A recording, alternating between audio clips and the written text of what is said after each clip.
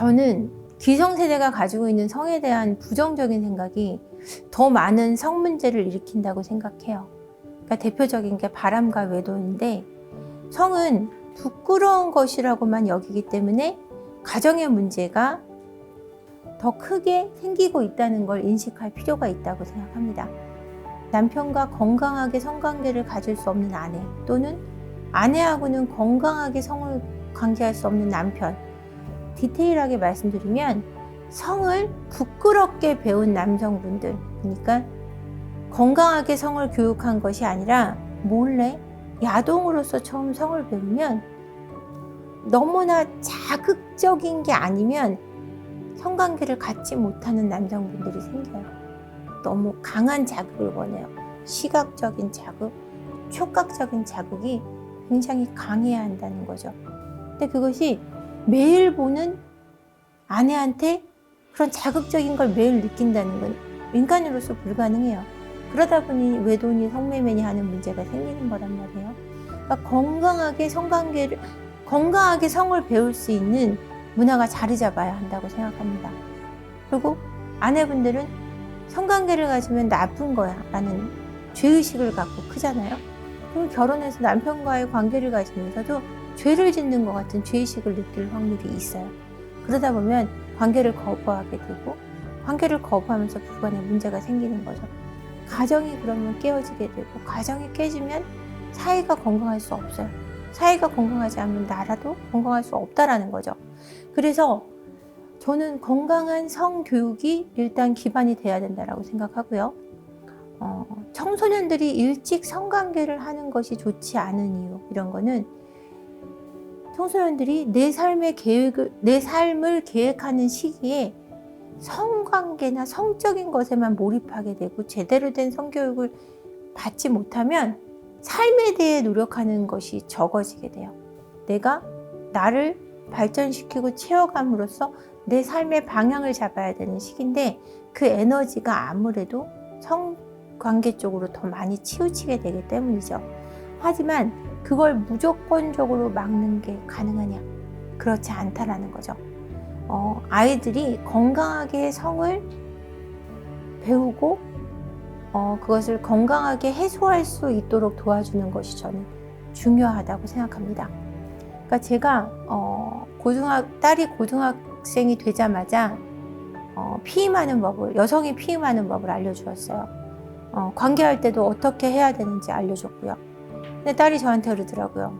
피식 웃으면서, 엄마 중학교 때 이미 다 알았거든? 이렇게 얘기해서 내가 늦게 얘기해줘서 미안해. 제가 그렇게 얘기했던 기억이 나요. 제 딸이 중학교 때 성관계를 가졌던지 안 가졌던지를 떠나서 내 아이가 이미 성에 대해 많은 것을 알고 있고 많은 호기심이 있다는 걸 저도 인정하지 못했던 것 같아요. 고등학생이 돼서 알려줘야지 했던 거는 나의 이상이고, 사실은 중학교 1학년 때쯤에는 교육이 됐어야 된다는 거예요, 완벽하게.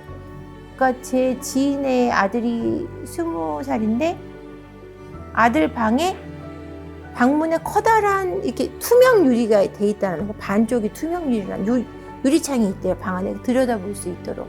아이가 20살인데. 그래서 어떻게 아들 방에다가 그 투명 창을 달아놨냐. 아이가 스스로 자위도 해야 되는 나이인데 아직 결혼을 한 게 아니니까. 그랬더니 걔가 그런 걸 하겠어, 이런 얘기를 하더라고요. 그래서 제가 너는 하면서 왜 걔는 안 한다고 생각하냐고 제가 뭐라 그랬거든요. 너는 하잖아, 네 남편하고. 걔는 왜 안 돼? 제가 그랬거든요. 당장 거기다가 그림을 달아주던 방문을 바꾸라고 제가 얘기했던 기억이 나요.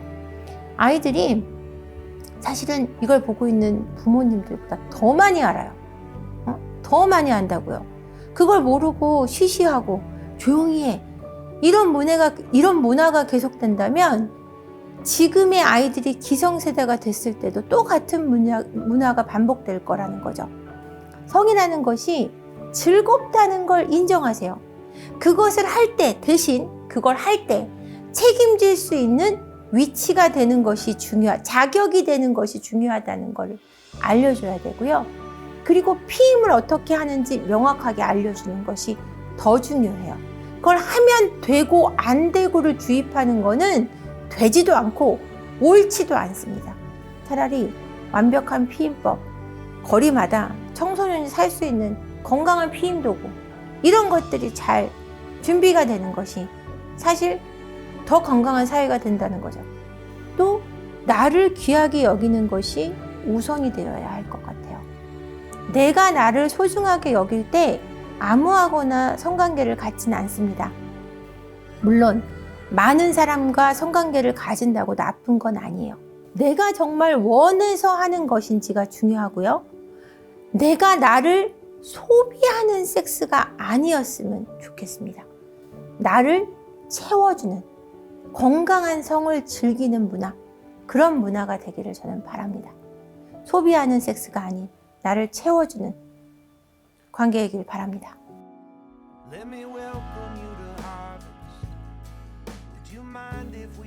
연애를 하면요, 관계에 대한 질에 대해서 배울 수 있어요. 인간관계의 어떤 퀄리티를 배울 수 있는데요.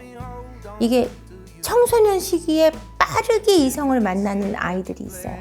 그 아이들의 특징은 부모에게 무조건적인 사랑을 받지 못한 경우가 많아요.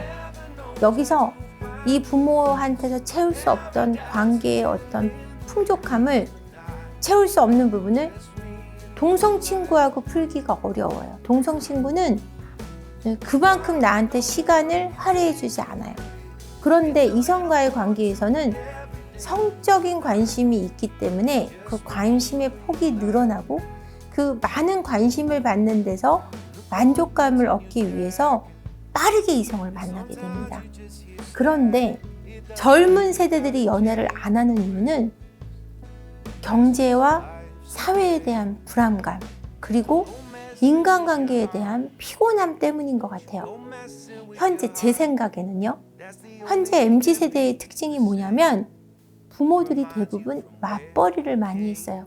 그 시대가 가정에서 소통을 많이 해보지 못한 아이들인 거죠. 그러다 보니까 통화나 말로 하는 것보다는 문자가 편하고 톡이 편한 거죠. SNS 어떤 댓글로 주고받잖아요. 대화를 통해서 문제를 풀어가는 게 능숙하지 않다는 거죠. 그래서 갈등이 생기고 또 시대가 경제적으로 다운되고 그것 때문에 불안해지니까 관계 속에서 피곤하고 돈 쓰고 하고 이렇게 경제도 힘든데 이럴 바에는 연애를 하지 말자, 이런 식으로 나아가는 것 같아요. 깊이 들어가 보면 내적인 트라우마와 결부된 현상일 수도 있을 것 같아요. 내적인 트라우마와 사회적인 배경, 이것이 함께 어우러진 지금 현상이 아닐까라고 생각하고요. 연애를 하면 내가 부족한 것과 내가 원하는 게 무엇인지를 확실하게 알 수 있는 이점이 있어요. 저 사람이 나한테 뭔가를 원하는데 내가 어떻게 채워줬고 채워줄 수 있다는 걸 알게 되고, 그렇게 노력하는 내 모습에서 나를 발전시켜 가거든요. 저 사람을 만나고서 내가 더 좋은 사람이 되고 싶어졌어요 라는 말을 하시는 분들이 있어요. 내가 조금 더 좋은 사람이 되게 만들어주는 상대를 만날 수 있죠.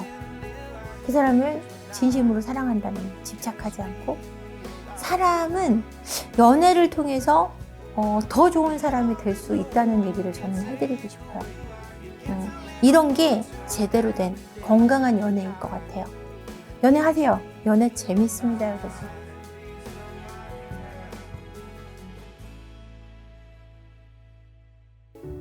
제 꿈은 항상 같았어요. 10년 전부터 똑같은데 고아원을 세우고 싶습니다. 아이들을 100명, 200명 이렇게 큰 고아원을 세우고 싶은 게 아니라 내가 번 돈으로만 운영할 수 있는 고아원에 딱 4명의 아이들만 사랑으로 안아서 정말 내 아이처럼, 내가 지금 2 아이를, 서연이, 호연이를 키운 것처럼 풍족하고 넉넉하게 교육시키고 대학까지 완벽하게 보내줄 수 있는 그런 고아원을 세우고 싶어요. 부모를 잃은 아이들이 4명이 오잖아요. 그러면 그 아이들이 엄마 아빠가 나를 버려서 불행한 인생이 아니라 내가 엄마 아빠가 나를 버리긴 했지만 그래서 한재의 원인, 엄마를 만나서 난 진짜 그때 우리 엄마 아빠가 날 버려준 게 얼마나 감사한지 모른다 라고 느끼고 살아갈 수 있도록 행복하게 키워주는 게 제 목표예요. 그 4명이라는 숫자를 정한 이유는요, 내가 내 아이들을 키운 것처럼 사랑을 듬뿍 주려면 40명은 불가능할 것 같아요. 제가 아무리 열정이 뛰어나도. 근데 4명이면 정말 우리 아이들, 이 서연이, 호연이 키운 것처럼 사랑을 있는 힘껏 주면서 키울 수 있을 것 같아요.